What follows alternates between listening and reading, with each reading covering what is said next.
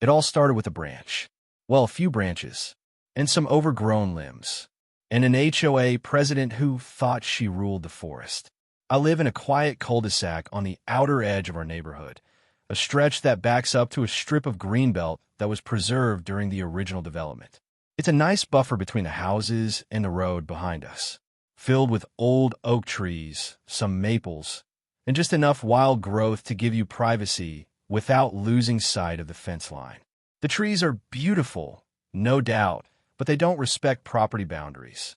And over time, they started stretching across the fence, hanging directly over my roof, dropping twigs and leaves into my gutters like they were on payroll. Now, I'm not the kind of person to overreact. I don't mind nature doing its thing, and I'm not exactly the guy who calls code enforcement over a leaf pile. But when the squirrels started using the branches like a highway into my attic, and one of the limbs literally cracked during a storm and bounced off the gutter, I decided it was time for a little maintenance. So I did what any responsible homeowner would do. I trimmed them, carefully. I hired a licensed arborist. He walked the property line with me. We checked city ordinances. Every cut was legal. We didn't take down trees, we just pruned overhanging limbs that extended directly into my airspace. And in 2 cases, branches that had begun pressing against my roof shingles. Tidy, professional, clean. No chainsaws. No drama. Until Karen found out. Now, if you've ever lived in an HOA-run neighborhood, you know there's always one person who takes their title a little too seriously. Ours was Karen, board president, self-appointed keeper of the bylaws, and unofficial inspector general of all things lawn-related. She wasn't elected because she was popular. She was elected because no one else ran. She saw the trimmed trees during her routine visual walkthrough, translation, weekly patrol with a camera phone. And the next thing I knew, I had a bright orange notice taped to my mailbox. Violation, unauthorized alteration of common greenbelt vegetation. Fine, $250. That's when I realized she wasn't asking questions. She was drawing battle lines. I calmly emailed her back. I explained that the trees in question were overhanging my property, that I had full legal right to prune anything crossing the fence line, and that I had documentation and receipts showing the work was done professionally and to code. Her reply? I reviewed the footage. Those are HOA-managed trees.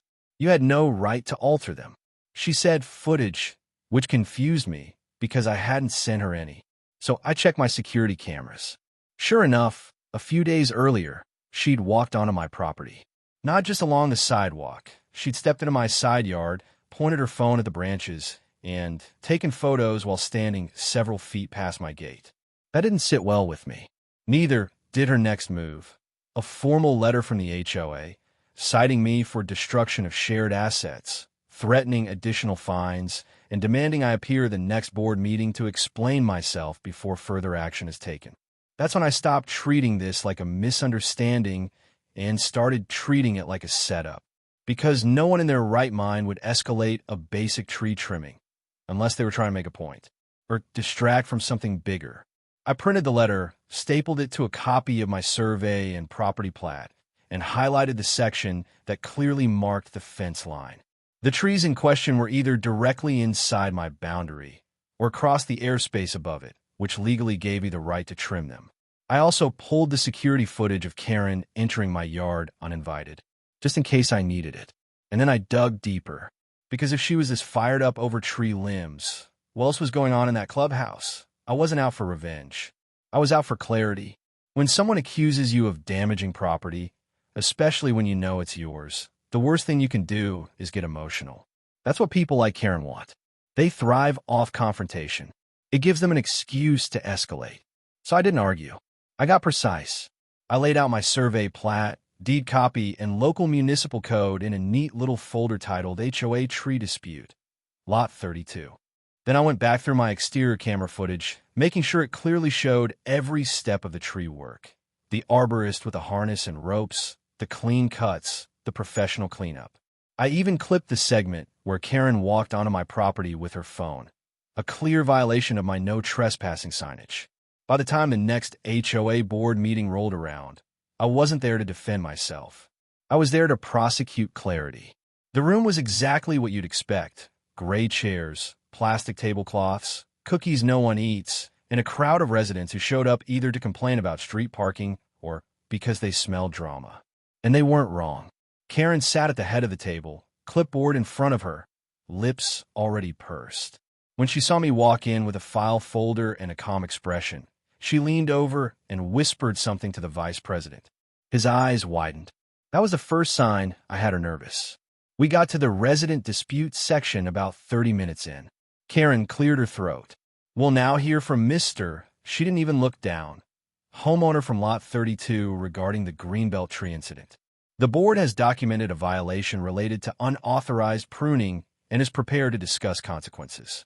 I raise my hand.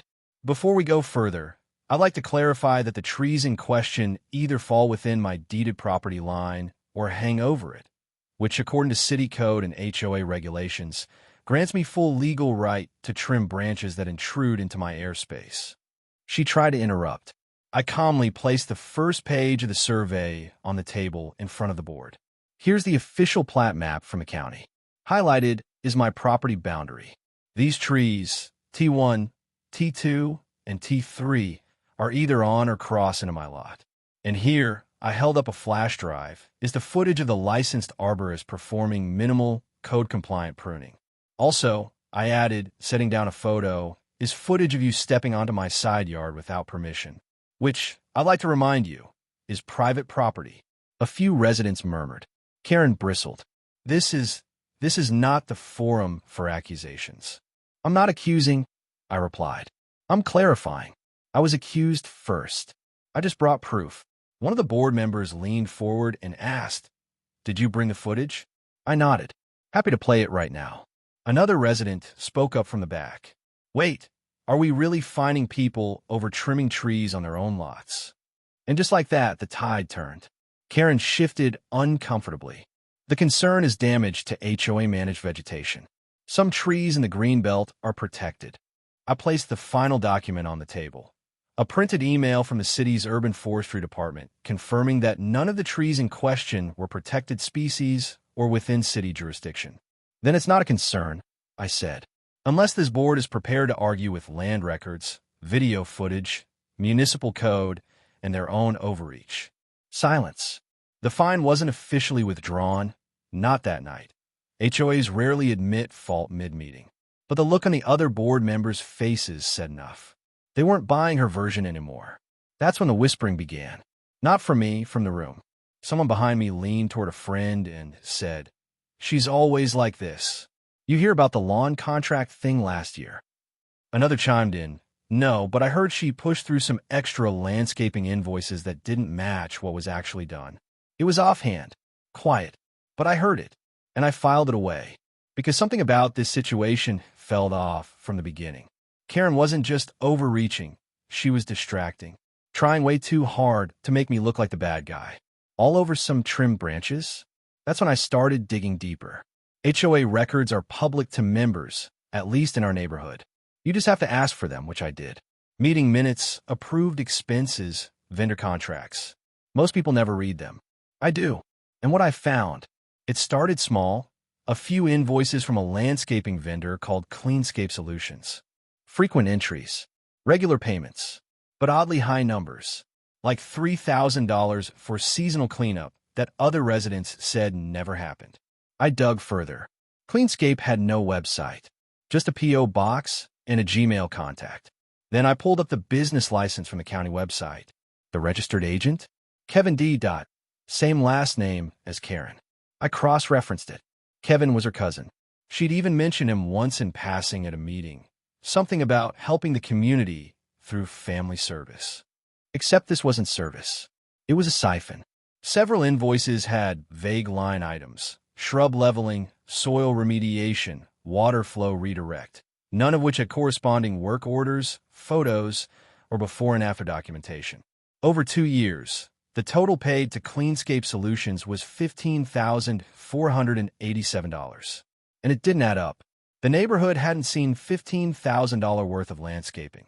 That much was clear. Now, I wasn't about to make wild accusations without proof, but I was ready to present the documents and let the community see for themselves. Because the next meeting? It wasn't going to be about tree branches anymore. It was going to be about the real kind of theft. I wasn't an accountant. I wasn't an auditor, but I knew how to read a spreadsheet, and I definitely knew how to follow a paper trail, especially when someone didn't want it followed.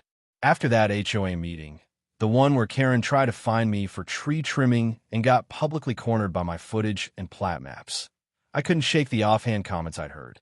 The whispers about landscaping expenses, the unusually defensive tone she took, the smugness fading into panic. So I started quietly collecting records. As a resident, I had every right to review HOA financials. Most people didn't bother, but Karen never expected someone would. I sent a written request to the board, citing HOA transparency bylaws, and within 3 days I had full access to the past 3 years of expenditures, scanned receipts, and contractor invoices. I brewed a fresh cup of coffee, sat on my dining room table, and started digging. First thing I noticed? Cleanscape Solutions showed up on nearly every monthly report. It wasn't a big company, no website, no reviews, no office address beyond a P.O. box in the neighboring town. And yet, they had billed our HOA roughly every 6 weeks like clockwork for services ranging from light shrub maintenance to seasonal aeration and drainage management. No photos, no sign-offs, no resident feedback, just itemized charges. $1,375 here, $2,050 there, a couple of $3,000 peaks in spring and fall. I pulled the documents into a spreadsheet, line by line, month by month. The totals didn't lie. Over a 2-year span, Cleanscape Solutions had billed and received payments totaling $15,487.26. For comparison, that was 3 times what the HOA had paid for annual pool maintenance, twice the clubhouse cleaning fee, and, conveniently, just below the budget ceiling that would have required a competitive bid process or resident vote. Smart. Shady. So I kept going. A deeper check of the business license turned up a familiar last name. The registered agent? Kevin D., Karen's cousin. The same one she casually mentioned once at a board meeting. My cousin Kevin runs a small landscaping outfit. He's local, reliable. It's nice to keep the money in the community. I was willing to believe a little nepotism. But this wasn't just hiring family. This was funneling unchecked payments to a ghost vendor. And worse, some months where Cleanscape billed the HOA. There was no corresponding landscaping performed. At all. Residents had commented on it. Even I noticed the dried-out lawn and unpruned bushes outside the clubhouse. Yet the checks had gone through anyway. So I cross-referenced bank disbursements against service logs. There were blank spots, places where the HOA cut payments, but no work had been logged. That was the moment I realized this wasn't just sketchy bookkeeping. It was theft. $15,000 worth of it. All authorized by one person. All waved through because nobody was looking. Until now, I didn't want credit. I didn't need a spotlight. So I did what whistleblowers do best. I sent it anonymously. I compiled a clean packet of all the records, highlighted invoices, matching receipts, and a breakdown of vendor ties.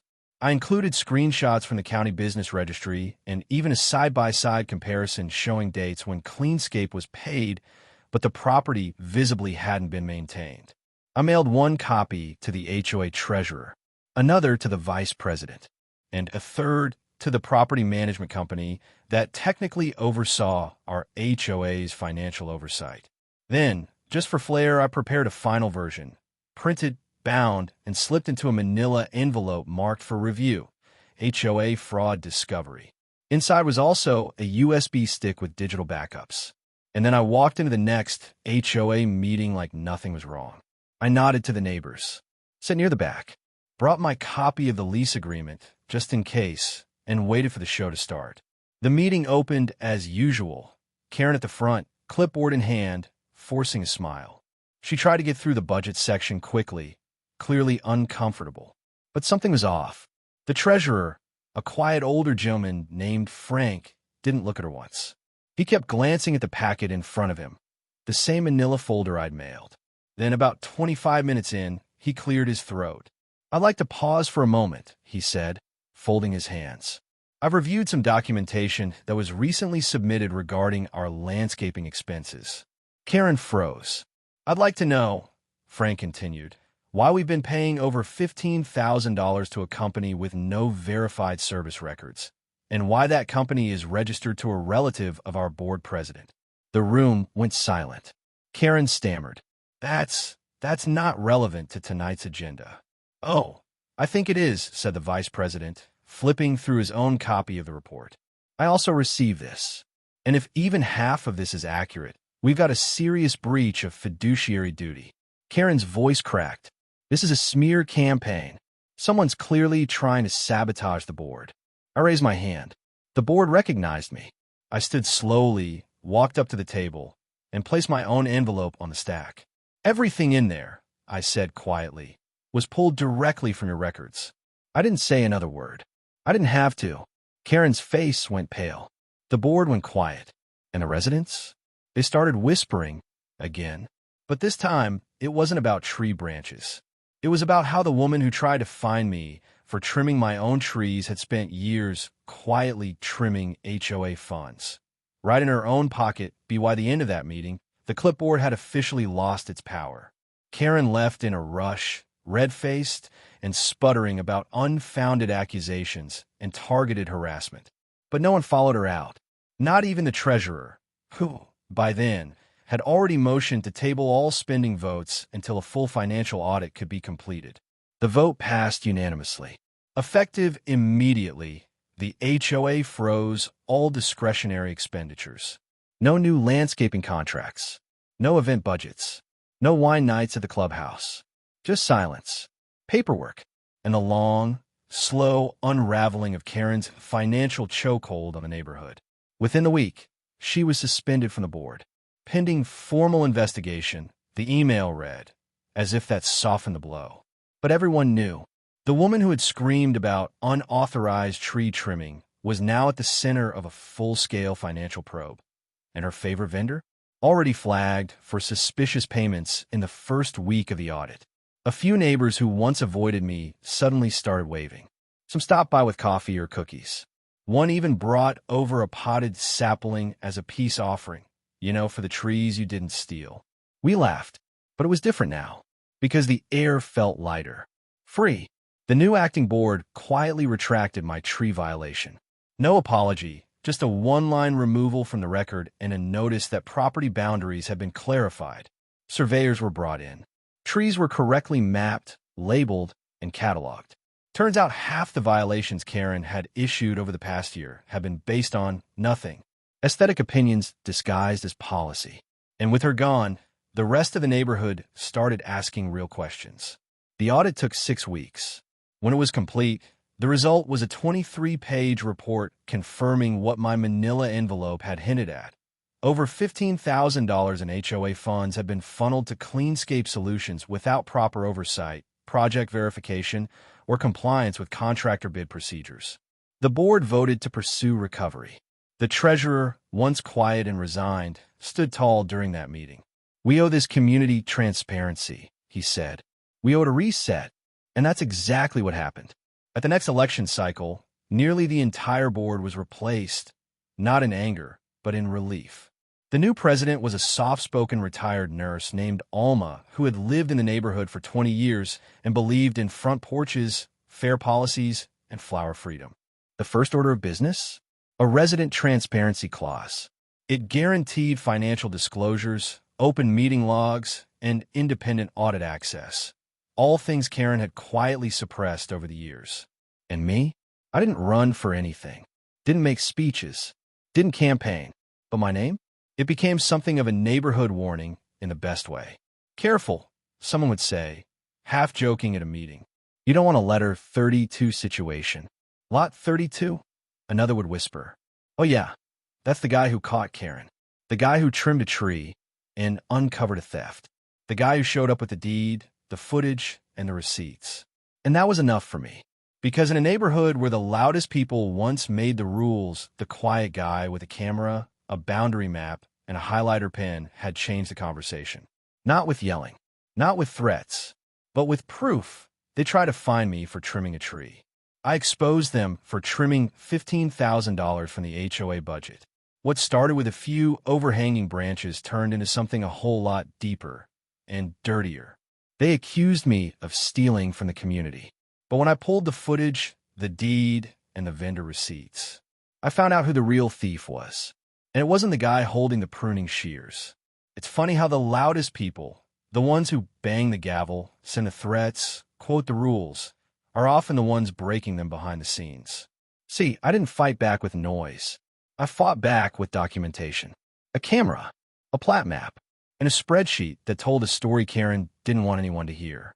And in the end, the only thing I really cut down was the lie. So the next time someone accuses you of something ridiculous, whether it's a lawn height violation, a misplaced flower pot, or tree theft, check the fine print. Then check theirs, because sometimes the person pointing the finger is the one who's been picking pockets the whole time. Now it's your turn.